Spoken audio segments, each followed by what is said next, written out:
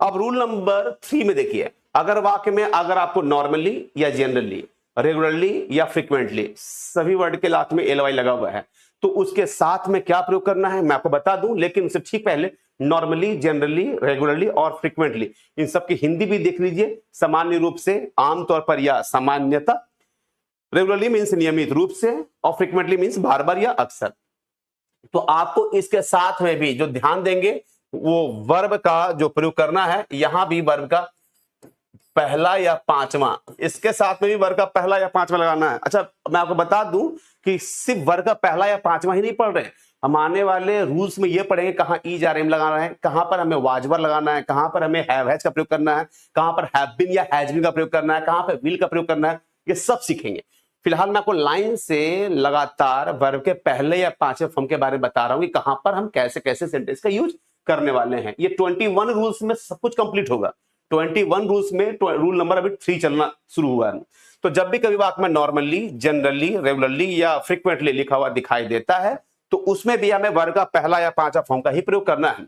अब आइडिया तो मिल चुका है, सेंटेंस में ही normally dot dot dot at 6 o'clock in the morning या 6 AM, यानी वो देखने को मिलता है कि वो 6 बजे आमतौर पर उठ ही जाता है।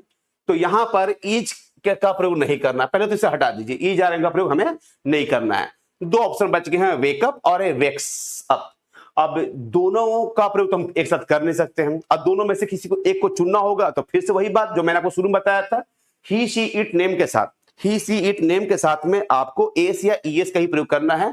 इसमें राइट आंसर उम्मीद है कि आपने जान लिया होगा, ही के साथ में एस या ईएस का प्रयोग करते हैं। अब क्वेश्चन नंबर 2 देखिए, अगर जनरली लिखा हुआ दिखाई देता है तब भी हमें वर्ब का पहला या पांचवा ही लगाना है। ये देखिए वर्ब का सेकेंड फॉर्म आ गया, ये वर्ब का सेकेंड फॉर्म है, थर्ड फॉर्म भी यही है। अच्छा, वर्ब का सेकेंड कब होता है, थर्ड कब मानते हैं, थोड़ा सा मैं दिखाता हूं आपको। मान लीजिए ये क्वेश्चन है कि आई प्लेड,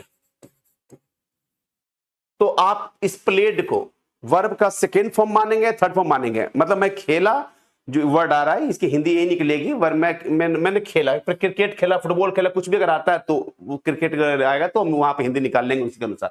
प्लेड है तो हम इसे क्या मानेंगे, वर्ब का पहला तो मानेंगे नहीं, तो फैक्ट वाली बात है। चौथा भी नहीं मानेंगे, चौथा में आईएनजी का प्रयोग करते हैं, एस या ईएस का प्रयोग भी नहीं दिया हुआ है, नहीं तो इसे हम पांचवा मान लेते हैं।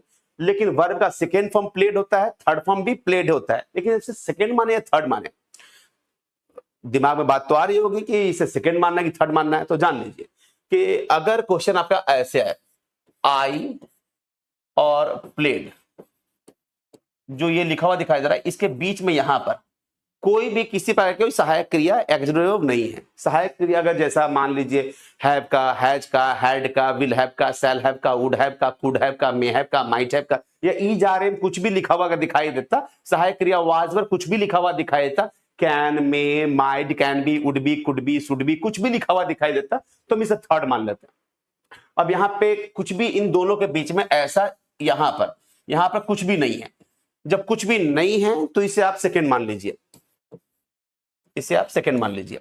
लेकिन अगर यहां पर ऐसे आ जाए आई, अब ये ऑप्शन आ गया हैव और यहां आ गया प्लेड, तो आई और प्लेड के बीच में यहां कुछ आया है।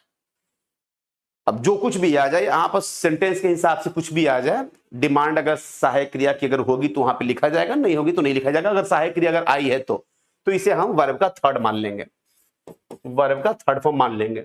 फिर से देखिए जो मैंने बातें आपको बताई है कि अगर किसी सब्जेक्ट के तुरंत बाद एक ऐसा वर्ब आ जाए जो कि सेकंड भी वही होता है और थर्ड भी वही होता है, तो ध्यान रखेंगे कि अगर उन दोनों के बीच में सब्जेक्ट और मेन वर्ब का जो थर्ड फॉर्म और सेकंड फॉर्म का रूप दिखाई दे रहा है, उन दोनों के बीच में यहां पर, यानी यहां पर अगर कोई सहायक क्रिया का प्रयोग किया गया है तो उसे हम थर्ड मान लेंगे, और नहीं है तो उस कंडीशन में हम उसे सेकंड ही मानेंगे। मैं आपको फिर से एक एग्जांपल पे ले चलता हूं, शायद आपके दिमाग में कोई बात आ रही होगी, तो फिर मैं उसे एक बार और क्लियर करूंगा, और दिमाग में ही आप रख लीजिए इस बात को, मान लीजिए कि क्या रखना है।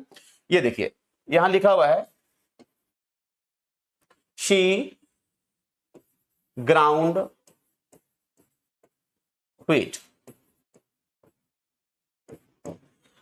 ग्राइंड मींस पीसना होता है, ग्राइंड का सेकेंड फॉर्म देखिए, ग्राइंड पीसना, ग्राइंड का सेकेंड फॉर्म ग्राउंड और थर्ड फॉर्म भी ग्राउंड ही होता है। तो ये पहला फॉर्म हो गया, ये दूसरा फॉर्म हो गया, ये तीसरा फॉर्म हो गया। अब आप ये सोचिए कि ये जो ग्राउंड व्हीट है, यानी उसने गेहूं पीसना होता है इसकी हिंदी, और व्हीट मीन्स होता है गेहूं। तो आप ये देखिए ग्राउंड की हिंदी अभी आपको निकालने की चक्कर में मत पड़ी, मैं बाद में बताऊंगा आपको। फिलहाल ग्राउंड जो है वो वर्ब का सेकेंड मानेंगे या थर्ड मानेंगे, सोचिए। ओ सेकेंड भी है, अच्छा कुछ लोगों ने थर्ड ही बताया। तो मैं बता दूं फिर से, यहां पर अगर ये कोई यहां पर एक्सिलरी वर्ब अगर आए, अगर एक्सिलरी वर्ब है, अगर एक्सिलरी वर्ब है तब थर्ड मानेंगे, नहीं है तो सेकंड मानेंगे। ये सेकंड है, ये वर्ब का सेकंड फॉर्म है। अगर इसके दोनों के बीच में शी, यहां लिख दूं हैज और यहां लिख दूं ग्राउंड, तब उस कंडीशन में, यानी है इसके और इसके बीच में एक सहायक क्रिया आया है। चलिए ऐसा करते हैं, हैज को हटा के हैड करता है, हैड।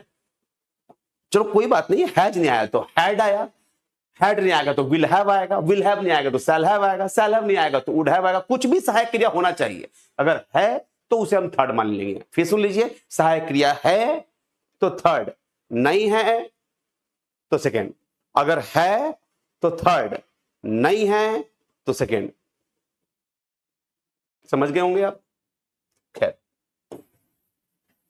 तो हम लोग ये देख रहे थे क्वेश्चन में कि जब भी कभी वाक्य में जनरली वर्ड लिखा हुआ दिखाई देता है, ये देखिए, तो आपने इसका आंसर पहले मत जान लिया है कि अगर जनरली लिखा हुआ दिखाई देता है तो हमें इसे सेकेंड नहीं बनाना है और विल का प्रयोग भी नहीं करना है। तो सही जवाब कौन सा हो जाएगा? Prefer, right answer prefer. अच्छा, यहां इसका भी जवाब आपने जान लिया था, इसका जवाब है आपका अपेक्षा। और जो नेक्स्ट क्वेश्चन जो हम लोगों ने जान लिया, जनरली आने पर भी वर्ब का पहला या पांचवा ही लगाना है, दे के साथ में एस या इसका प्रयोग नहीं कर रहे हैं। सॉरी, एक स्क्रीनशॉट लेने का मौका आपको नहीं मिला था इसका, तो स्क्रीनशॉट ले लेंगे। मैं थोड़ा सा इसे डिलीट कर देता हूं, स्लाइड अचानक से चेंज हो गया था। खैर, इसका स्क्रीनशॉट ले लीजिए। चलिए, ये साफ सुथरा था। अब स्क्रीनशॉट के बाद में अब इसका आंसर भी आपने जान लिया है, सही जवाब कौन सा है? प्रीफर। ये सेकेंड फॉर्म और विल का प्रयोग हम नहीं कर रहे हैं, ये सेकेंड फॉर्म और विल का प्रयोग हम नहीं कर रहे हैं। क्वेश्चन नंबर 3 देखिए, रेगुलरली। अगर रेगुलरली लिखा हुआ दिखाई देता है तो उस कंडीशन में भी वर्ब का पहला या पांचवा ही लगाना है, ये सेकेंड फॉर्म है, ये तो कट गया। अब सोचो आप इन दोनों के बारे में, सोच लिया आपने? तो खैर, आई के साथ में एस या ईएस का प्रयोग नहीं करते हैं, आई के साथ में एस या ईएस का प्रयोग नहीं करते हैं, तो ये भी गलत हो गया। सही जवाब आपका एक्सरसाइज है। आई के साथ एस या ईएस का प्रयोग नहीं करते हैं। अगर प्रयोग करते हैं कि आई, मैं तुम्हें जानता हूं, तो आई नोज यू नहीं होगा। मैं तुम्हें जानता हूं तो ऐसा नहीं कि आई नोज यू, ऐसा नहीं। अगर आपको जवाब देना है तो आई नो यू, मैं तुम्हें जानता हूं, आई नो यू। तो यहां पर आपने देखा एस का प्रयोग नहीं किया गया, ध्यान देना। आई के साथ एस या एस का प्रयोग नहीं होता है। अगर आई लव यू बोलते हैं तो क्या बोलते हैं? आई लव्स यू, एस तो लगाते नहीं है। तो आई के साथ आपको एस लगाना ही नहीं है, तो इसमें सही जवाब आपका एक्सरसाइज हो गया। आपका एक्सरसाइजेस ऐसा कोई वर्ड नहीं होता, ऐसा प्रयोग मत कीजिएगा। रेगुलरली आने पे ध्यान देंगे, रेगुलरली आने पे वर्ग का पहला या पांचवा ही लगाना है। आपके दिमाग में बात आ रही होगी तो सेकंड का फॉर्म का क्यों नहीं करते हैं? आई के साथ वर्ब का सेकंड फॉर्म का प्रयोग क्यों नहीं करते हैं? तो मैंने अभी बताया ना कि रेगुलरली आने पर आपको वर्ब का पहला या पांचवा ही लगाना है। फिर सुन लीजिए, नॉर्मली है, जनरली है, रेगुलरली है, फ्रीक्वेंटली है, ऐसा वर्ड लिखा हुआ दिखाई दे या सेंटेंस में, तो उस कंडीशन में आपको वर्ब का पहला या पांचवा पर ही फोकस करना है। आपको उसमें आईएनजी का प्रयोग नहीं करना है डायरेक्टली, या सेकंड फॉर्म का प्रयोग नहीं करना है, नहीं फ्यूचर के बारे में बात करना है। इसकी हिंदी होगी, मैं रेगुलरली एक्सरसाइज करता हूं फिट रहने के लिए। I regularly exercise to stay fit. मैं नियमितः एक्सरसाइज करता हूं फिट रहने के लिए। अब इसका क्वेश्चन नंबर आप देखिए 4, थोड़ा सा मैं इसे एडजस्ट कर लेता हूं।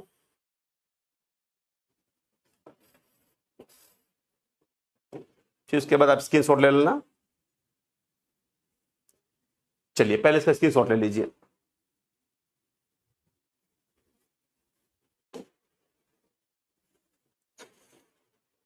उम्मीद है कि आपने स्क्रीनशॉट ले लिया है। अब देखिए, नॉर्मली, जनरली, यूजुअली और अगला वर्ड आ गया फ्रीक्वेंटली। सॉरी, फ्रीक्वेंटली, अगर आपको फ्रीक्वेंटली लिखा हुआ दिखाई देता है तब भी वर्ब का पहला या पांचवा पर ही फोकस करना है आपको। जबरदस्ती का आपको हैव हैज का प्रयोग नहीं करना है, और नहीं वर्ब का सेकंड फॉर्म, वर्ब का सेकंड फॉर्म भी नहीं करना है, हैव हैज का प्रयोग भी नहीं करना है। तो सेकंड फॉर्म नहीं करेंगे तो फिर सही ऑप्शन सेकंड वाला हो गया। शी के साथ में सही जवाब एस या ईएस होना चाहिए था, मैंने यहाँ एस या ईएस पर टिक लगा दिया है। उम्मीद है कि आपको समझ में बात आ गई होगी।